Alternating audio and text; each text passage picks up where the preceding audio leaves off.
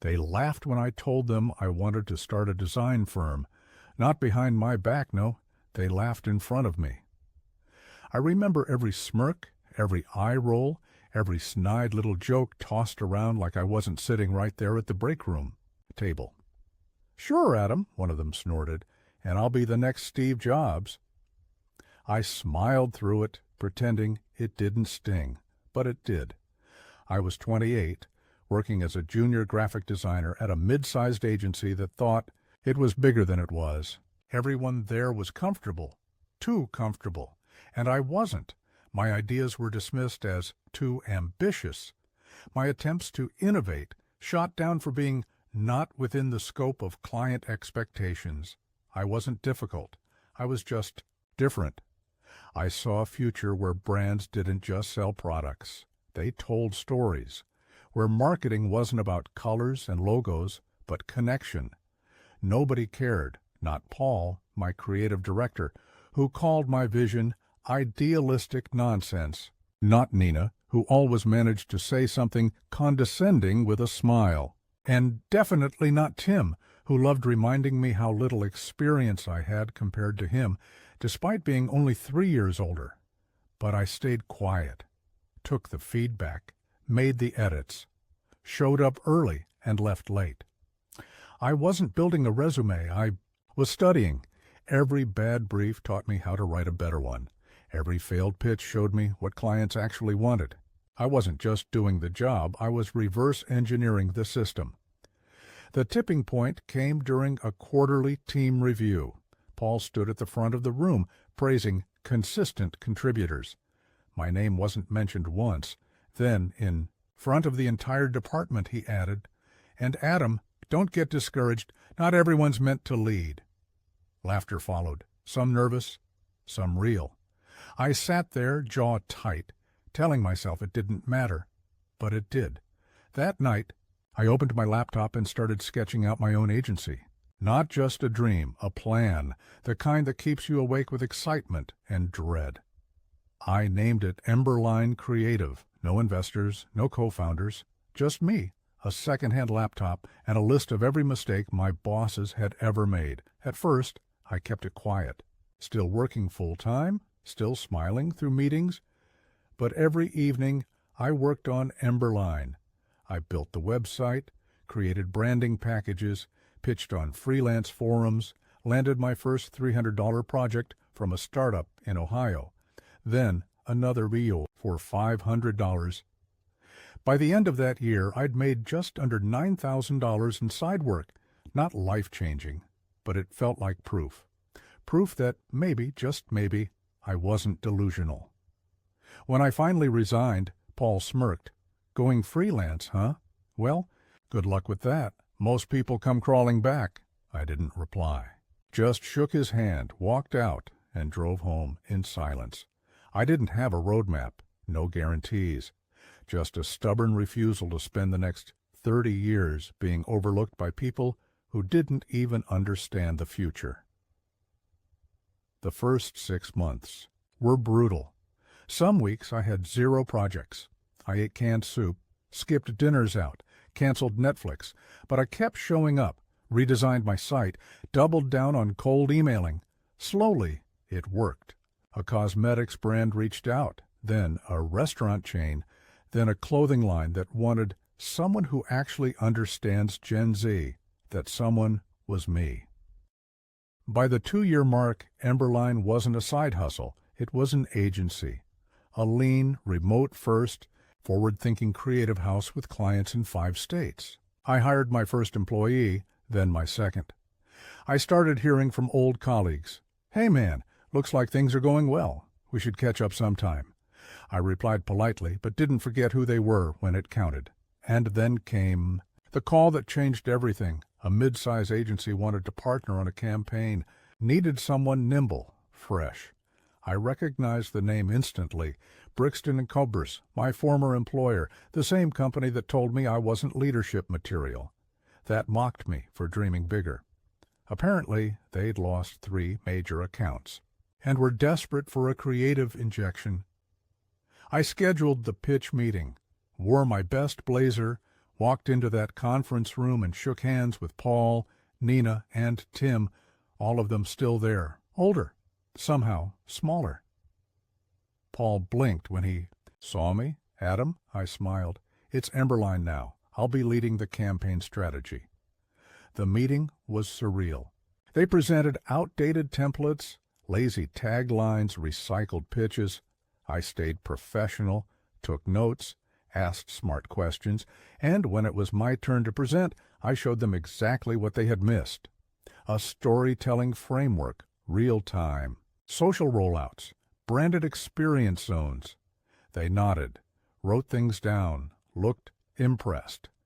Tim actually muttered, "Damn, this is good." They wanted a follow-up. 2 weeks later, they asked if I'd consider a more permanent partnership. I declined. 3 months after that, I got another call from an investor who had acquired Brixton & Co. He wanted fresh leadership. "I've reviewed your work. We want to bring you in, not as a vendor, but as a majority partner. Take over operations, rebrand, rebuild." I paused, let that sink in. I wasn't just being asked to help them, I was being asked to lead them. I signed the deal 6 weeks later. And on day one, when I walked into that office again, not as a junior designer, not as a guest, but as the new owner, I looked around and thought, they didn't just mock my dream, they built it for me, brick by brick. Every dismissal, every laugh, every overlooked pitch, they handed me the motivation I needed to build something better. They thought they were breaking me, but they were shaping me. And now I sign their paychecks, and I haven't stopped dreaming since. The first thing I did after taking over Brixton & Co. was gut the office. Not physically yet, but culturally. I removed every ego-fueled policy that had kept creativity in a cage. No more rigid pitch decks that recycled the same 5 fonts. No more calling the interns kids. No more creative directors who hadn't had a new idea since 2011, barking orders like they were running a newsroom in the 90s. I called it creative unlearning. The hardest part? Watching how uncomfortable it made them. People who once mocked my vision were now reporting to me. Their postures changed in meetings. The condescension vanished. Suddenly, the guy who wasn't leadership material was the one giving direction, and they were scrambling to adjust. Paul tried the friendly approach first. "Hey, Adam, sorry, Emberline. Do you want to grab lunch sometime, catch up?" I knew what he was doing. A last-ditch attempt to reestablish a power dynamic that no longer existed. "Not right now," I said, cool but polite. "Let's stay focused on the rebrand." He smiled, nodded, but I could see it in his eyes. That sting, that disbelief. He couldn't wrap his head around the fact that I was now the authority. The guy he once brushed off was now making executive decisions. He hated it. And I didn't care, because I wasn't here for revenge. I was here to build something worth believing in. The Emberline team and I set up a new creative floor plan. No closed-door offices, collaboration zones, idea walls, breakout spaces. We introduced real performance metrics that prioritized results, not hours. And for the first time in years, good ideas started rising from unexpected places, like Mia from admin, whose brand insight ended up saving a campaign. Under Paul, she'd been invisible. Under me, she got promoted, but not everyone could keep up. Some folks dug in, resisting every change. They missed the old way, the hierarchy, the comfort, the predictability. Tim was one of them. Same guy who once mocked my ambition was now failing to hit even basic campaign deadlines. During our first quarterly review, he sat across from me, arms crossed. "Look," he said, "I've been here for 12 years. I know this company. I know the clients. I don't need a 20-page strategy memo from someone half my age telling me how to do my job." I leaned back, calm. "Then maybe this isn't your job anymore." Silence. He didn't see it coming. Because guys like Tim never think the world changes until it runs them over. He resigned the next morning. And honestly, the team got better the moment he left. People started speaking up in meetings. Ideas got bolder. Wins came faster. Ember lines. Culture didn't just infiltrate Brixton, it replaced it. We landed 4 new clients in 6 weeks. 2 of them were ones Brixton had previously lost because they couldn't adapt. I knew it was working when we got a call from Vault Collective, a massive player in lifestyle branding. They'd heard about the reinvention at Brixton, said they were intrigued. I sat in that pitch meeting with my new team, Mia, Andre, Lena, and watched them absolutely own the room. Vault didn't just sign us. They brought in a 6-figure retainer and 3 national rollouts. Paul sat in the back during the presentation, hands folded, silent. Later that week, he requested a one-on-one. "I'm struggling to find where I fit in all this," he said. I didn't gloat. I didn't throw his own words back at him. I simply told him the truth. "You've got good instincts, Paul, but you stopped listening a long time ago. That's not leadership." He left 2 weeks later, said he needed time to find himself. Maybe he did. Maybe he didn't. I didn't follow up because I had bigger things to focus on. The business was scaling faster than expected. And the irony? Some of the very people who once told me, "It's not realistic," were now requesting to join Emberline full-time. I hired the ones who had potential and the humility to grow. The others, I politely declined. I wasn't running a charity. 6 months after the acquisition, we doubled Brixton's annual revenue. Client retention hit 96%.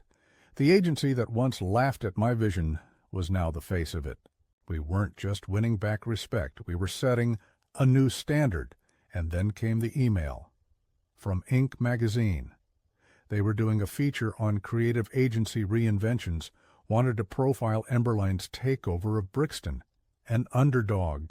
Story with teeth, the journalist called it. I smiled. Not because I wanted the spotlight, but because I knew what that meant. Every old colleague, every dismissive manager, every boardroom suit that once told me, "Slow down your thinking." Too big? They were about to read my name in black and white, but the real reward, it wasn't press, or profit, or even payback. It was walking into that office every morning and seeing the company I'd once dreamed of, actually breathing, real, thriving mine. There was no luck involved, just grind, clarity, and a stubborn refusal to let anyone else define. My ceiling, they mocked my dream. Now they work for it, and I'm just getting started. 3 months after the rebrand, something unexpected happened. We didn't just gain momentum, we became the benchmark. Agencies that once laughed at Brixton were now referencing our work in their pitches. Emberline wasn't the underdog anymore. We were setting the pace. And as thrilling as that was, it brought a new kind of pressure, because now the whole industry was watching. I started getting invited to panels, conferences, podcasts. People asked about our revolution, as if one clean acquisition and a fresh coat of paint had transformed everything. But the truth? It wasn't flashy. It wasn't magic. It was slow, relentless, personal. It was late nights going over every legacy client to understand what still mattered. It was sitting with juniors one-on-one, hearing what they wished someone had listened to before. It was unlearning everything I hated about how I'd once been treated. One Friday, we held our first agency-wide offsite. Not for strategy, not for OKRs, just a gathering, food trucks, lawn chairs, music, team photos with no forced smiles. That's when Mia walked over, our admin-turned-brand strategist, now leading her own accounts. She said, "Do you even realize what you built?" I looked around, people laughing, collaborating, owning their ideas out loud. I nodded slowly. It's starting to hit. And it was, not just the success, but the healing. Because for years I thought success would silence the scars. It doesn't. Now what if it does is give them a reason. The truth is, I still remembered the nights I walked home from Brixton broke, humiliated, playing that voice in my head on repeat. You're not a leader, Adam. You're not built for this. That voice didn't disappear. I just stopped believing it. But the past has a way of circling back, especially when it smells opportunity. One morning, I got an email from a name I hadn't seen in almost a decade, Logan Fraser, my former roommate. My first creative partner, the guy who laughed when I pitched the idea for Emberline in our tiny apartment and told me, "That's cute, but we're not built for entrepreneurship." His email subject line, "Let's catch up." Got something big. I stared at the screen, debating whether to delete it, but curiosity won. We met for coffee a week later. He was polished, confident, still had that performative charm that made people lean in. He wore a watch that screamed VC funding and shoes that had never touched a Subway grate. "Man, you've built something serious," he said, flashing that familiar grin. I just nodded. Still a work in progress. Then he got to the point. "I've got a startup, SaaS-based creative workflow tool, streamlines, pitch to production with AI-led automation. It's early, but we've got backing." I sipped my coffee. He continued, "We need a flagship client, someone with reach, reputation. Emberline would be perfect." There it was, the ask. The same guy who once called me too emotional for leadership was now hoping I'd attach my brand, my team, to his venture. I didn't respond immediately. Instead, I asked, "You remember what you told me when I pitched Emberline in 2014? Logan chuckled. "Come on, man. That was years ago. We were dumb kids." "Maybe," I said, "but I remember everything." He shifted in his chair. "Look, I'm not here to dig up the past. I'm offering a partnership." "And I'm not interested," I said calmly. "Why?"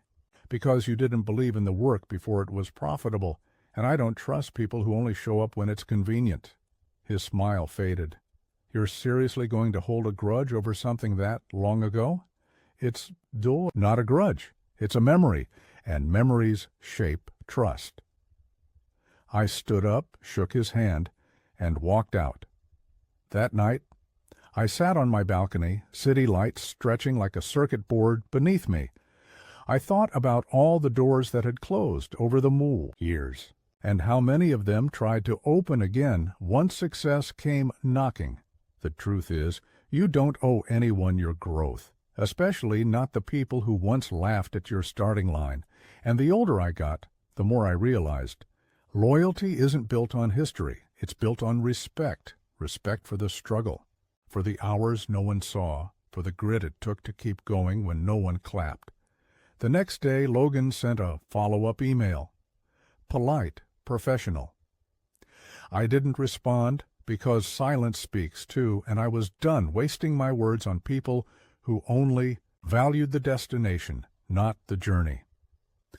Back at the office, we were preparing to pitch a legacy brand, one of those old-world companies trying to rediscover relevance.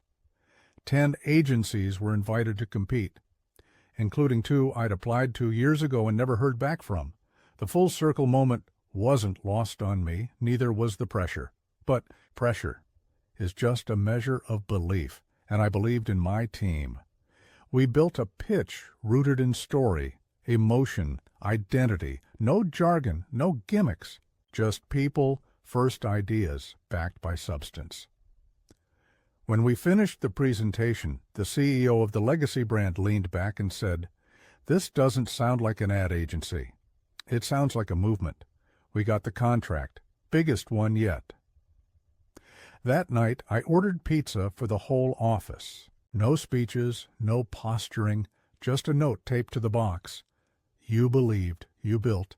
This win is yours." People asked me later how it felt to see the ones who doubted me now watching from the sidelines, and I'll be honest, it felt like justice. But more than that, it felt like clarity. That the dream they mocked, it wasn't just real, it was leading the way, and we were just getting started. I didn't plan on acquiring the company, not at first, but life has a strange way of lining up your past with your future. It started as a whisper. Someone I used to know in HR mentioned it during a random call. "Hyperion's bleeding," she said.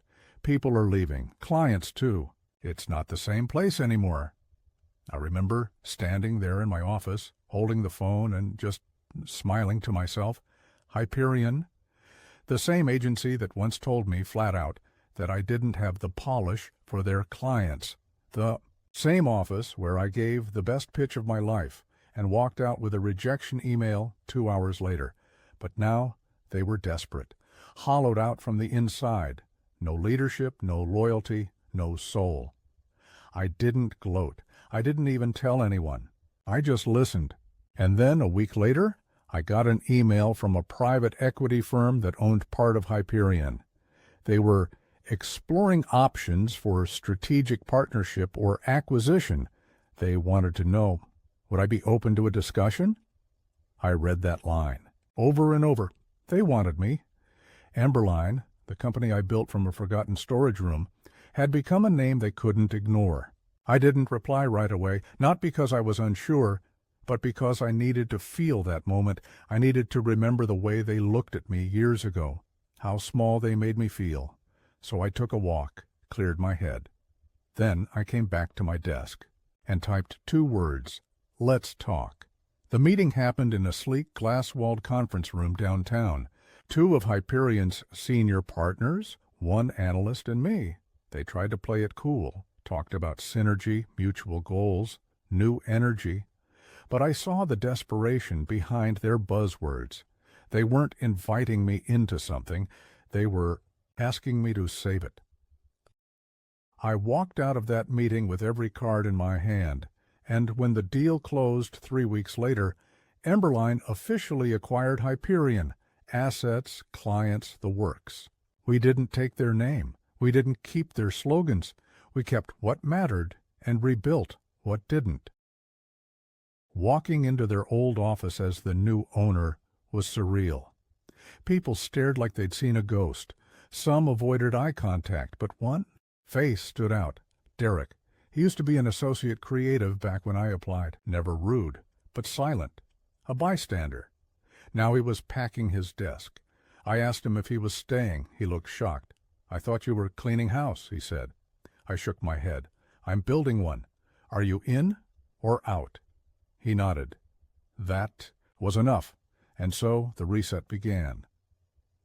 6 months later, we had doubled revenue, brought in 3 legacy clients, retained our best staff. We became known as the place that actually listened, where ideas mattered more than pedigrees, where people felt safe to be real, where no one was ever told again they didn't look the part. Then one afternoon, I got a letter, handwritten, no return address, inside a single sentence. "You earned this. I didn't see it then. I see it now."